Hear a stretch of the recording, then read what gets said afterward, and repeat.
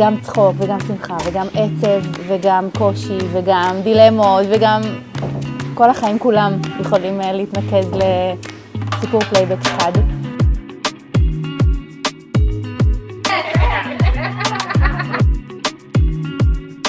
התאהבתי בפלייבק. זה גרם לי לצאת מהבועה של עצמי. לפגוש את החלקים שלי, את הילדה שבי שמשוחררת וצוחקת זזות. ונעות ושמחות ורוקדות ומתחברות. פה יש את הבמה הזאת להביא את זה ולחוות את זה. אבל לא דרך הדבר הזה הוא עייף לי. התחולל פה קסם.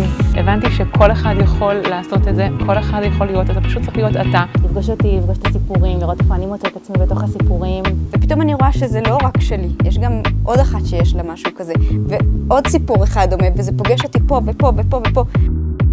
זה משהו שלא עוברים בכל מקום. בא לי כל היום, אני כזה כל השבוע מחכה ליום חמישי. ללכת לטייל בפנוחו, זה מה זה כיף. זה ממכר.